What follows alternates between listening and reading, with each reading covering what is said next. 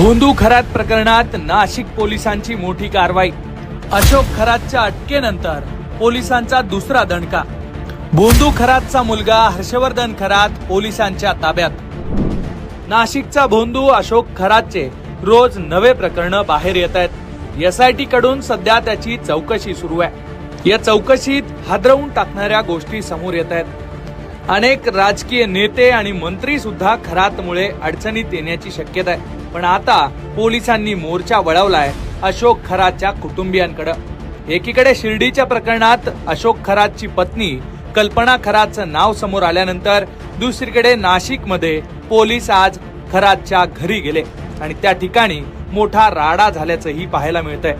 घडलं असं की नाशिक पोलिसांचं एक पथक आज भोंदू खरातच्या घरी धडकलं। भोंदू खरातचा हाच अलिशान बंगला आहे तृप्तावाला। पोलिसांचं पथक साध्या वेशात खासगी गाडीत त्याच्या घराच्या परिसरात दाखल झालं।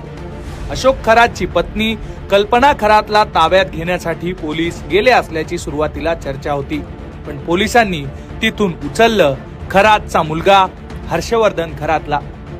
कल्पना खरात घरातून फरार झाल्यामुळे त्यांचा मुलगा हर्षवर्धन खरातला ताब्यात घेतल्याची चर्चा आहे। पोलीस घरी गेले तेव्हा सुरुवातीला बराच वेळ खरातच्या मुलानं घराचं दार उघडलं नव्हतं।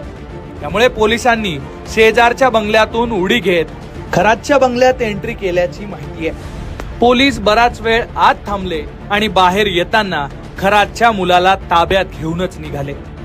हर्षवर्धन खरातला ताब्यात घेताना त्यानं पोलिसांसोबत बाचाबाची केल्याची ही चर्चा आहे। तसे काही व्हिडिओ सुद्धा समोर आलेत।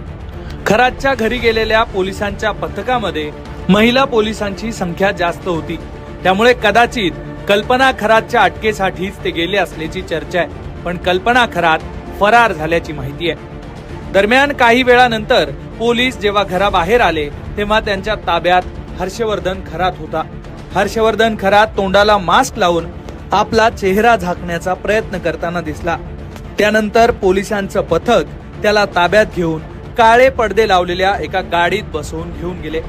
त्यामुळे आता पोलीस हर्षवर्धन खरातला अटक करून त्याची सुद्धा एसआयटी चौकशी करणार का हे पाहणं महत्वाचं असणार आहे। पण या सगळ्या घडामोडींमध्ये लक्ष असणार आहे ते 1 एप्रिलवर, कारण एकीकडे अशोक खरातची कोठडी संपल्यामुळे त्यालाही कोर्टात सादर केलं जाणार आहे आणि मुलाच्या अटकेची प्रक्रिया जर पूर्ण झाली तर त्यालाही 1 एप्रिललाच कोर्टात सादर केलं जाऊ शकतं। त्यामुळे नाशिक जिल्हा व सत्र न्यायालयात बाप लेकांना एकाच दिवशी कोर्टासमोर सादर केलं जाण्याची शक्यता आहे। त्यामुळे या सर्व घडामोडींवर सध्या राज्याचं लक्ष लागून आहे।